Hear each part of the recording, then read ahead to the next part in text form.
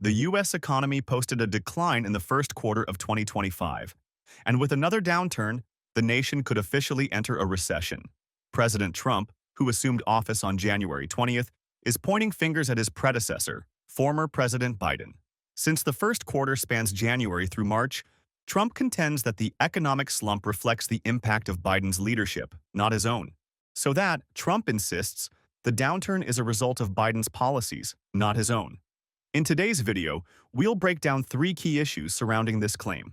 So, the first thing, is Trump or Biden responsible for this quarter's Q1's negative GDP? And I'll back it up with clear, undeniable facts. So the answer won't be just opinion, it'll be grounded in reality. The second topic we'll dig into is just as important, that's it. Is the U.S. economy expected to shrink even further in Q2 of this year, which is going to cover April, May, and June? Lastly, the third point I want to reveal is a surprising twist hidden in the Q1 GDP numbers. I've got the reports ready for you. But first, let's take a look at President Trump as he puts the blame on former President Biden. So, please take a look. Core GDP, and this is, you probably saw some numbers today. And I have to start off by saying that's Biden. That's not Trump, because we came in on January, this is the quarterly numbers. All right, so we've got negative GDP for Q1 of 2025. The question is, who's responsible? Is this on Biden or is this a consequence of Trump's policies? I'll be honest with you. To me, the answer is obvious. And I'm going to break it down and show you exactly why. So, looking at GDP data from the last 4 years, we've seen fairly consistent growth, around 2 to 3% for most of the past 2.5 years. But then comes Q1 of 2025, January through March, and we see a sharp decline, dropping to negative 0.3%. So what happened? Who's to blame for this sudden shift? Let's break it down. Now, I'll tell you that it is President Trump that caused the negative GDP. If you're a Trump supporter, you're definitely going to want to stick around for the twist, because it's key to seeing the full picture. That said, the case for Trump being behind the negative GDP is incredibly clear, and I'm going to show you exactly why. The evidence is right there in the reports. So the GDP calculation, it's affected by imports. You really need to hear this carefully. So, imports do not lower GDP. However, imports do lower the GDP calculation. So I know it's a bit confusing, but I'm going to break it down as clearly as I can. All right, let's walk through how GDP is calculated. GDP equals consumption plus investment plus government spending plus net exports. So, exports minus imports. Okay, when you look at this equation, it might seem like imports are simply subtracted and it reduces GDP. But that's a misconception. That's not exactly how it works. And I'm going to walk you through what's really happening. Okay, I want to show you this way because it's the easiest way to grasp the concept.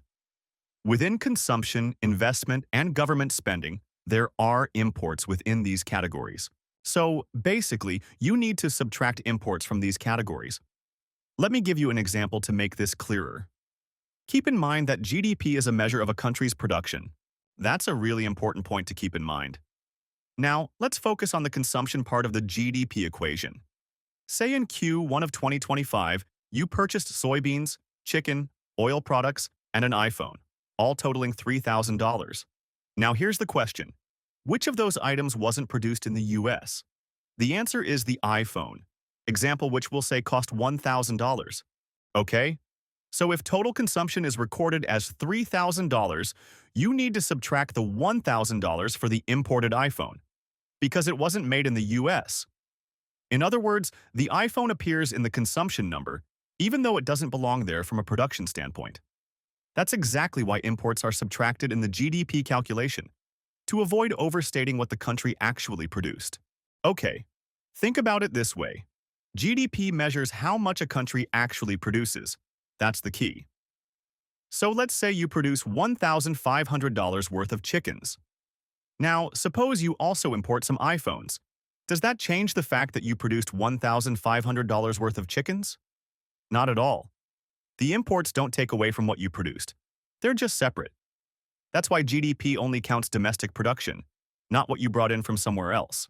Okay, so with all that in mind, why are we seeing headlines claiming that imports lowered GDP? This is where things start to get confusing. As I've just shown you in the equation and explained, imports don't actually reduce what a country produces. They don't lower GDP itself, but they do lower the GDP calculation.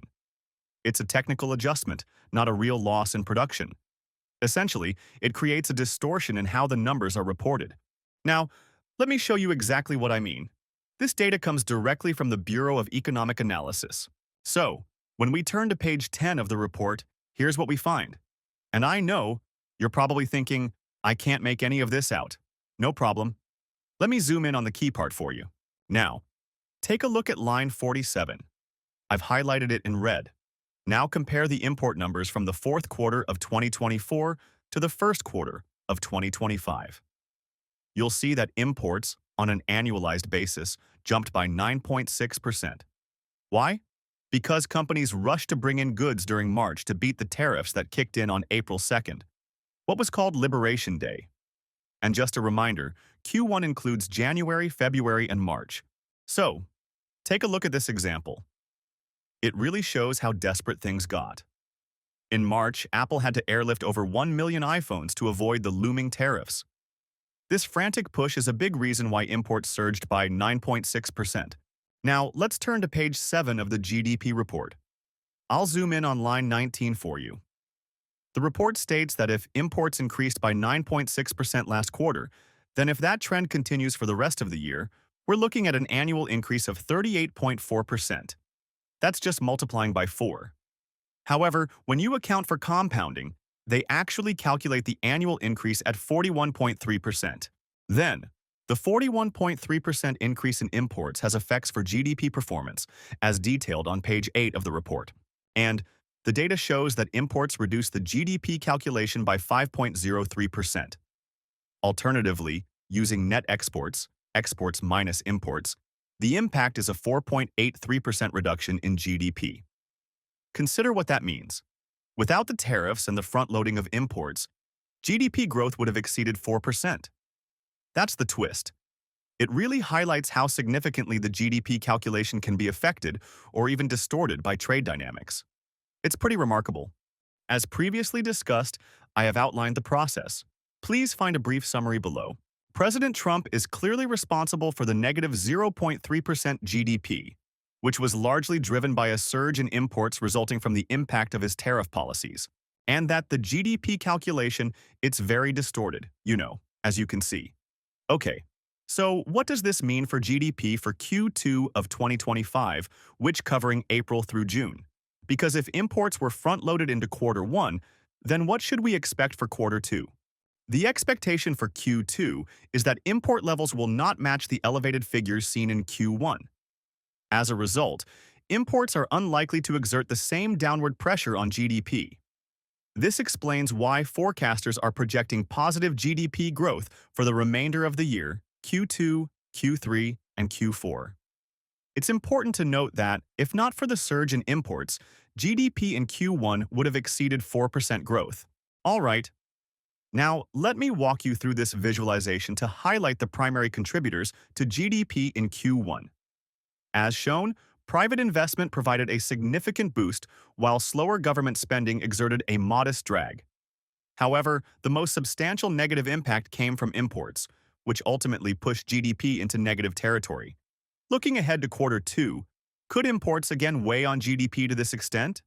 It's possible, but expectations are that most of the front-loading of imports has already occurred. So, to provide an update on the situation, the reciprocal tariffs have been paused until July 9th. Naturally, how this unfolds will influence both imports and exports, and will, in turn, impact GDP calculations. For context, President Trump is already attributing any potential weakness in Q2 GDP to President Biden.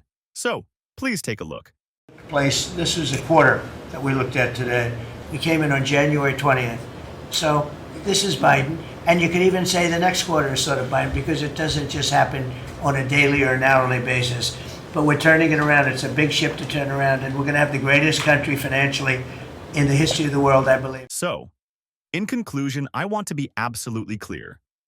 I'm not suggesting that Q2 GDP is guaranteed to be exceptionally strong. What I am saying is that the import-related drag that weighed heavily on Q1 GDP is not expected to repeat in Q2. That's the key point. As for the possibility of a technical recession, defined as 2 consecutive quarters of negative GDP growth, we'll have to wait and see how the data unfolds in 2025. Feel free to share your thoughts on whether you think that scenario is likely, and I'll continue to keep you updated as the situation evolves. Thank you for your support. Please subscribe